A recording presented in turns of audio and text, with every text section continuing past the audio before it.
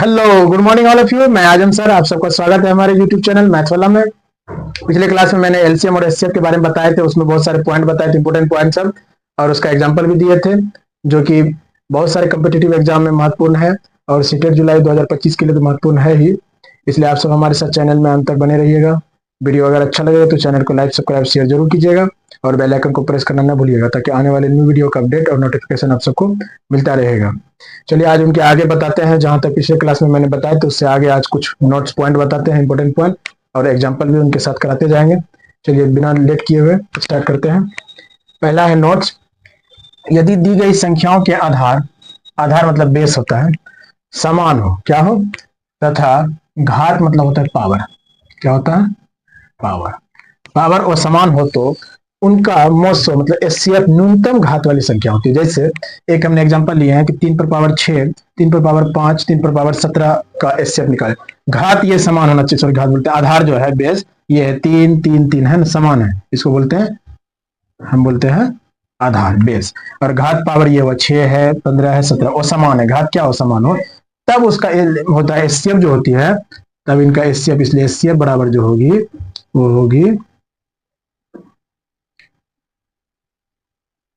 तब उसका एचसीएफ बोलेंगे 3 पर पावर 6 होगा, यानी जिसका पावर सबसे छोटा होगा, न्यूनतम घात वाली संख्या। जैसे दूसरा एग्जांपल यहाँ पे लेते हैं, जैसे 2 पर पावर 4 ले लेंगे, 2 पर पावर 6 लेंगे, 2 पर पावर 8 का बोलेंगे एचसीएफ, क्या हो जाएगा, एचसीएफ इक्वल टू हो जाएगा 2 पर पावर 4, न्यूनतम पावर वाला होगा जब बेस मेरा सेम हो। जस्ट एलसीएम का उल्टा है, एलसीएम में बताते थे जब समान रहेगा आधार, पावर अलग अलग रहेगा घात, तो अधिक पावर वाला होता है। तो एलसीएम यहाँ पे 2 पे पावर 8 हो जाएगा, एलसीएम इसका क्या हो जाएगा, एलसीएम बराबर हो जाएगा 2 पर पावर 8। देखिए एचसीएफ होगा 2 पर पावर 4। अगला देखिए, इस पे हो जाता है एलसीएम मेरा 3 पर पावर 17। अगला देखिए, भिन्नों का एलसीएम, भिन्न कोई भी रहेगा दिया हुआ तो उसका एलसीएम निकालने के लिए हमको अगर एलसीएम कहेगा तो अंशों का एलसीएम बटे हरों का एचसीएफ, जिनका एलसीएम कहेगा उसको अंश में लिखना है और हर में एचसीएफ। जैसे यहाँ पे कहा भिन्नों का एचसीएफ, एचसीएफ का तो अंशों में एचसीएफ निकालना है, हर में एलसीएफ। फिर दो कोई संख्या रहेगा, सपोज दो कोई संख्या हमने ए मान लिया और बी मान लिया, कोई संख्या है, कुछ भी हो सकता है, 2 3 4 5 कुछ भी, कहता है दो संख्याओं का गुणनफल जो होगी वो होगा एलसीएम गुना एचसीएफ, मतलब दोनों संख्या का गुना करेंगे और एलसीएम जो आएगा वो दोनों संख्या का और एचसीएफ दोनों का गुना करेंगे, बराबर होगा। जैसे यहाँ पे तब अगर एलसीएम निकालना है ए और बी का तो दोनों संख्या का गुणनफल ए और बी का बटे एचसीएफ, यानी जैसे यहाँ पे एलसीएम निकालना है तो ये क्या होगा, इधर लाएंगे तो भाग हो जाएगा, गुना है तो इधर बराबर की साइड लाने भाग वही किया।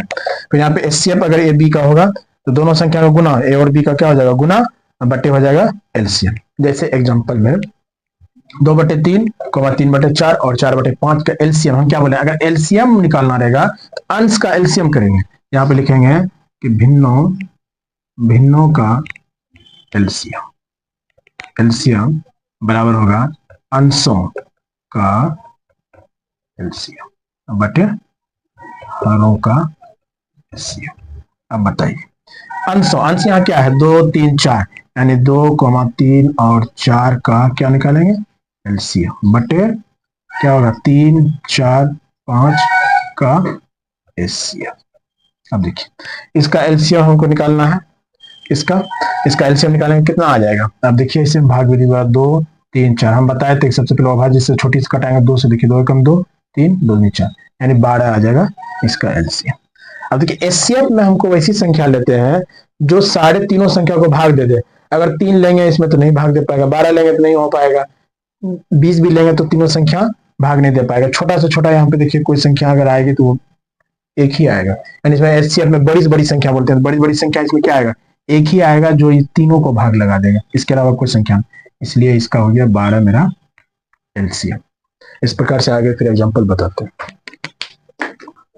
चलिए इससे पहले अभी एग्जांपल हम बताए थे इसी क्वेश्चन का एलसीएम भिन्नों का, अब एचसीएफ देखिए इसका क्या हो जाएगा, भिन्नों का एचसीएफ बराबर होगा भिन्न जिसका एचसीएफ बोलेंगे, यहाँ पे अंश में एचसीएफ लिखना है, अंशों का एचसीएफ, यानी एचसीएफ निकालने बोला तो अंश में एचसीएफ लिखना है बटे हरों का एलसीएम। देखिए अंश का एचसीएफ, अंश कौन है यहाँ पे, 2 3 और 4 का एचसीएफ बटे हर यहाँ पे क्या है 3,4 और 5 का एलसीएम। देखिए 2, 3, 4 का जो एचसीएफ निकालेंगे, इसका क्या एचसीएफ आएगा? 1 आएगा। कैसे आएगा? देखिए यहाँ पे हमने बताए थे, इसका आपको क्या करना है? गुणनखंड लिखना है। गुणनखंड 2 का क्या है? 1 और 2, 3 का क्या होगा? 1 और 3, फिर 4 का गुणनखंड क्या होगा? 1, 2, 4। इसी तरह भाग लगेगा ये संख्या। इसमें क्या है? कॉमन, सबसे बड़ा कॉमन होना चाहिए। कॉमन क्या है? यही है, बटे इसका एलसीएम निकालेंगे तो उस तरफ 3, 4, 5, इसमें कोई भी कॉमन ना, किसी से नहीं कटेगा। कम से कम 2 संख्या हमको वैसे अभाज्य संख्या से कटाना है। कम से कम 2 संख्या कर, 3 से कटाएंगे, देखिए 3 कटेगा, 2 से कटाएंगे देखो 4 कटेगा, 5 से कटाएंगे 5, कम से कम। तो इसलिए ये गुना हो जाएगा सारा। क्या हो जाएगा? 5 चौक 20 60। यही मेरा क्या हो जाएगा? आंसर। आई थिंक आपको समझ में आया होगा ये। उसके बाद अगला क्वेश्चन है गुणनफल वाला। भी बताया था कि 2 संख्या का एचसीएफ, कोई 2 संख्या है, पता नहीं है क्या है। एचसीएफ है 4 और एलसीएम 144। यदि इनमें से एक संख्या लेकिन बता दिया है 16 है, दूसरी संख्या पता नहीं, उसको निकालना है। तो सबसे पहले क्या करेंगे? माना कि दूसरी संख्या बराबर x है। एक संख्या पता है, इसलिए हम पढ़े थे 2 संख्याओं का गुणनफल, 2 संख्याओं का गुणनफल बराबर क्या बताए थे? कि एलसीएम गुना एचसीएफ हो जाएगा। अब 2 संख्या का गुणनफल, एक संख्या क्या है मेरा? x, एक संख्या मेरा क्या दिया हुआ है? 16, और दूसरी संख्या क्या है? x है, और इसका एलसीएम कितना दिया हुआ है? एलसीएम है 144 और एचसीएफ है 4। इस प्रकार। और हमको एक बात हमको पता क्या है कि यदि यहाँ गुना में है, बराबर की साइड लाते हैं, भाग में होता है, इसलिए x बराबर हो जाएगी 144 गुना 4 बटे 16। 4 एकम 4, 4 चौक 16 कटेगा, फिर इस 4 से कटाइए, 4 तिया 12, फिर हो जाएगा 2 बचेगा, 6 चौक 24। कितना हो गया? इसलिए दूसरी संख्या x बराबर हो गया 36। ये आंसर है। इस प्रकार से हम क्वेश्चन निकालेंगे 2 संख्या गुणनफल बना। और आगे बताते हैं। चलिए गाइस देखते हैं, नोट से कुछ लिखाया है, इसका देखते हैं क्या कह रहा है। पहला नोट से कि 2 या 2 से अधिक संख्याओं का एचसीएफ, कोई भी संख्या है 2 या 2 से अधिक संख्याओं का एचसीएफ उन संख्याओं से बड़ा नहीं हो सकती। कोई भी सपोज एग्जांपल हम ले लेते हैं, माना कि एग्जांपल हम लिए कि एचसीएफ निकालना है किसका? 2 और 4 का। 2 और 4 का एचसीएफ क्या होगा? हम जानते हैं कि 2 का फैक्टर क्या क्या होता है? 2 का गुणनखंड 1 और 2, 4 का क्या होगा? 1, 2, 4। हम बोले थे कि सबसे बड़ी संख्या, तो गुणनखंड यहाँ फैक्टर क्या क्या है? कॉमन दोनों में, ये भी है ये भी, तो लेकिन सबसे बड़ा ओवेनिस्ट हमको लेना है। तो इसका एचसीएफ क्या हो गया? 2।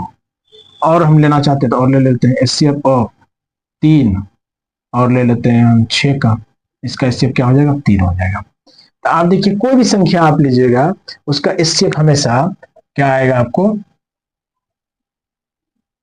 इसका एचसीएफ 1 आ जाएगा।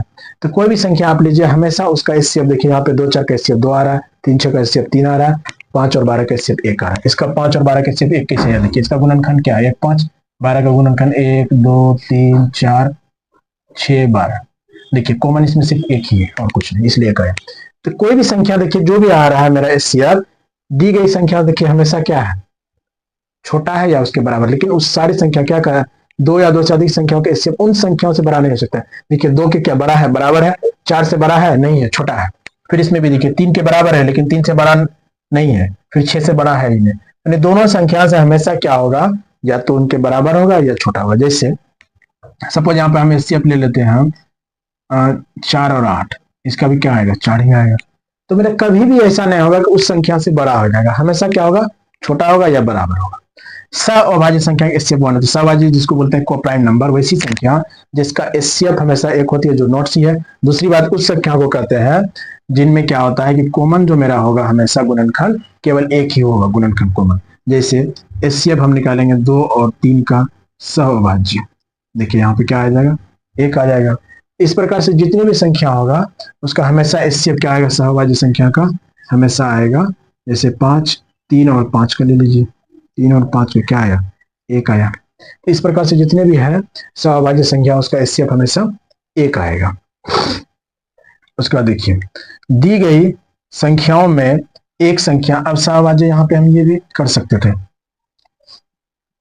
जैसे ये देखिए हम 2 और 4 ले लेंगे। इसका देखिए आप क्या आया, इससे 2 आया, तो इसको सहभाज्य नहीं बोल देंगे। लेकिन यहाँ पे इससे हम जैसे यहाँ पे 5 ले लेते हैं, इसका इससे क्या आ जाता है, 1 आ जाता है। इस प्रकार से जितनी भी संख्या होगा सबका 1 होगा। यदि दी गई, अगला देखते हैं, यदि दी गई संख्याओं में एक संख्या दूसरी संख्या का गुणनखंड होती है, एक संख्या दूसरी संख्या का गुणनखंड होती है, तो सबसे छोटी संख्या वो खुद एचसीएफ हो जाएगा। कहने का मतलब मेरा ये है, एग्जाम्पल जैसे इनका लेना है हमको, जैसे लिए 2 और लिए 4 का एचसीएफ, देखिए एचसीएफ कहता है कि एक संख्या दूसरी संख्या अगर गुणनखंड हो, जैसे 2 का गुणनखंड क्या आएगा, 1 और 2, 4 का गुणनखंड निकाले क्या आएगा, 1 2 4। देखिए एक संख्या का गुणनखंड दूसरी संख्या में आ गया ना।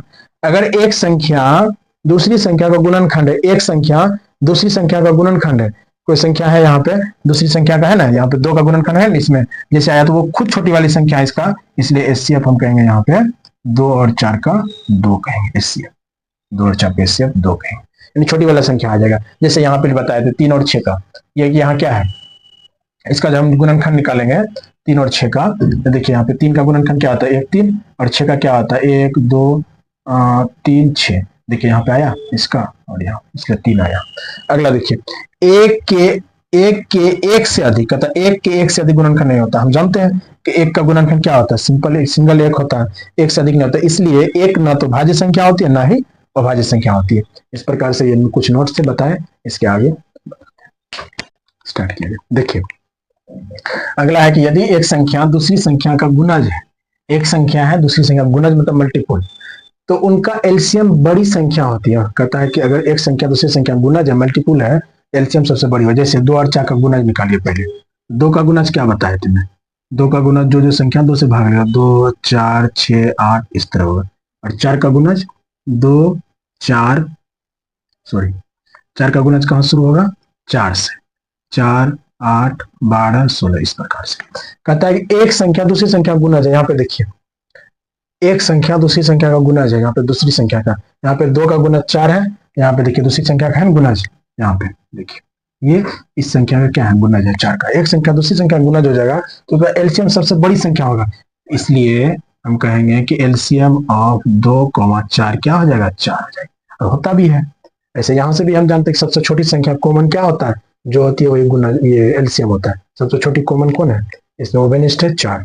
इस प्रकार से वैसे भी गुणनखंड विधि द्वारा हम निकालते हैं, उससे भी निकाल सकते हैं, भाग विधि द्वारा भी एलसीएम 2 4 का 4 ही होता है। एक नोट था उसको हम बता दें। अगला क्वेश्चन है कि दो संख्याओं का गुणनफल 216 है, यदि उनका एचसीएफ दिया हुआ है तो उन संख्या का एलसीएम क्या होगा बताना। तो चूंकि हम जानते हैं दो संख्याओं का गुणनफल बराबर होता है एलसीएम गुना एचसीएफ। दो संख्या गुणनफल क्या है, 216। एलसीएम मेरा क्या हो जाए, एलसीएम निकालना है, उसको रखते हैं, और एचसीएफ क्या 6 है, इसलिए एलसीएम बराबर क्या हो जाएगा, 216 भाग क्या हो जाएगा 6। इसको हम कटाएंगे, क्या हो जाएगा 6 3 18 6 6 36 कितना हो जाएगा 36 हो जाएगा इसका एलसीएम। यही मेरा है, इसके आगे फिर बताते हैं। एक क्वेश्चन मैंने लिखे हैं कि 4 और 20 का एलसीएम और एचसीएफ बताएं। मैंने एलसीएम और एचसीएफ बताए हैं, लगभग सारे क्वेश्चन जितने भी था एग्जांपल सारा चीज कराए हैं।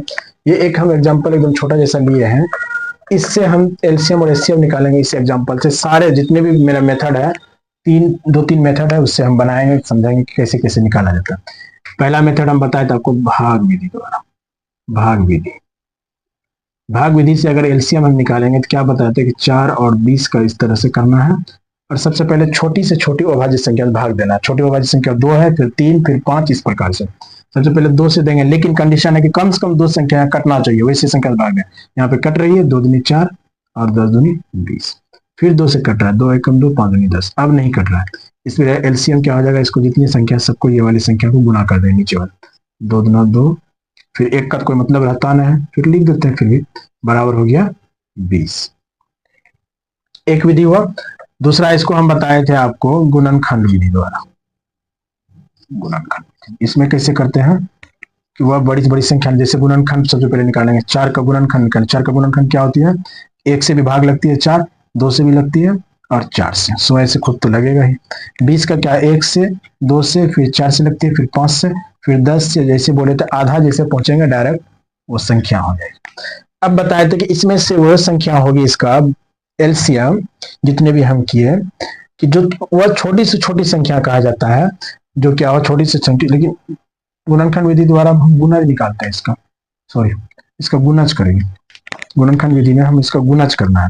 जैसे 4 हुआ, इसका 8 हो जाएगी, फिर 12 हो जाएगा, फिर 16, इस प्रकार से, फिर 20 का और करते हैं, फिर क्या होगा 20 होगी, फिर 24 होगा, फिर 28 होगी, डॉट डॉट, फिर यहाँ 20 में 20 से कम 20, 20 दूनी 40, 20 या 60, इस प्रकार से। इसमें कहा जाता है कि वह छोटी से छोटी संख्या होती है जो क्या हो कि इसमें दोनों में उभयनिष्ठ हो। इसमें छोटी छोटी संख्या उभयनिष्ठ क्या है, यहाँ पे देखिए 20 है, यहाँ पे 20 है, और आगे हम जाते तो आगे 40 भी आता है, यहाँ भी 40, लेकिन छोटी से छोटी संख्या जो होगा वही इसका एलसीएम हो जाएगा। एलसीएम यहाँ पे क्या आ जाएगा 20 आ जाएगा। देखिए यहाँ भी ये विधि में 20 आया तो ये भी विधि। एक तीसरा विधि है अभाज्य गुणनखंड। उसको क्या करेंगे, जो संख्या रहेगा उसको हम अभाज्य गुणनखंड करेंगे। अभाज्य गुणनखंड, जैसे 4 है, 4 को आप गुणा कर देंगे अभाज्य संख्या के रूप में, तो एक हालांकि रहने देते हैं, इससे कोई फर्क पड़ेगा नहीं, रहने देते हैं, हटाइए देते हैं। 2 गुना 2 अभाज्य गुणनखंड हुआ। फिर हम 20 को करते हैं, 20 को क्या होगा 2 गुना 2 गुना 5, पूरी क्या 20 अभाज्य संख्या है गुना, इसको क्या लिखेंगे 2 पर पावर 2, और इसको क्या लिखेंगे 2 पर पावर 2 गुना 5 पर पावर 1। कुछ तो यहाँ पे नहीं है, यही है। अगर अगला लिखना चाहते हैं तो और किसी संख्या में, चलो रहने देते हैं। तो ये हुआ मेरा, यहाँ पे अगर 5 के रूप में लिखना भी चाहते तो 5 पर पावर 0 हम बताना ये चाह रहे थे, लेकिन इससे कोई फर्क नहीं पड़ता, ये आ जाती है मेरा 1 ही आ जाता है, इसलिए अगर लिख दिए, सपोज नहीं भी लिखना है तो नहीं लिख सकते। इस प्रकार से पहले हम अभाज्य गुणनखंड कर लेंगे, उसमें से हम वैसी सारी संख्याओं को एलसीएम लिखेंगे। एलसीएम होगा जो 2 का सबसे बड़ा होगा, जिसका पावर, जैसे 2 पर पावर 2 है, इसमें 2 पर पावर 2 है, इसमें दोनों में क्या है सेम है, तो उसको ले लेंगे 2 पर पावर 2। और उसके बाद यहाँ पे देखना है कि 5 पर पावर 1 है, जो कॉमन नहीं भी है उसको भी ले लेना है। 5 पर पावर 1 है, यहाँ 5 पर पावर 0, सबसे बड़ा ले लेना है 5 पर पावर 1 बना। अगर इसको हटा देते हैं तो हमको क्या करना था कि जो कॉमन वाला बड़ा पावर है उसको लेना था, जो बचा हुआ उसको भी ले लेना था। 5 पर पावर 1 बचा हुआ उसको भी लेना था। इस प्रकार देखिए 4 गुना 5 क्या हो गया 20 आया एलसीएम। इस प्रकार से निकाला जाता है एलसीएम का ये विधि। अब एचसीएफ निकालना है। एचसीएफ वही भाग विधि द्वारा, पहला विधि जो है उससे निकालना है भाग विधि द्वारा। भाग विधि में मैंने आपको बताए थे कि क्या करना है, छोटे वाले से बड़े में भाग दिया जाता है, जो जनरली करते हैं। क्या हो जाएगा 5 चौके 20, और वहां तक भाग देना है जब तक कि 0 रिमेनिंग, यहाँ पे 0 ने आ जाए, रिमेनिंग 0 आ गया तो इसका मतलब इसका एचसीएफ क्या हो गया, एचसीएफ बराबर 4। दूसरा विधि देखते हैं गुणनखंड। 4 का गुणनखंड करेंगे 1 2 4। फिर देखिए यहाँ पे 20 का करेंगे 1 2 4 5, आधा में 10, उसके बाद डायरेक्ट 20। अब गुणनखंड में कहता है बड़ी से बड़ी संख्या गुणनखंड लेंगे जो क्या हो, जो दोनों में कॉमन हो। तो कॉमन तो यहाँ पे ये भी है, 1 भी है, 2 भी है, लेकिन कॉमन लेना है सबसे बड़ी से बड़ी संख्या, इसलिए इसका एचसीएफ क्या आ गया 4। इस प्रकार से गुणनखंड विधि, भाग विधि। अब अभाज्य गुणनखंड विधि द्वारा तीसरा नंबर करते हैं इसका। अभाज्य गुणनखंड विधि में 4 का क्या करना है, गुणा करना, उसी तरह 2 गुना 2 यानी 2 पर पावर 2।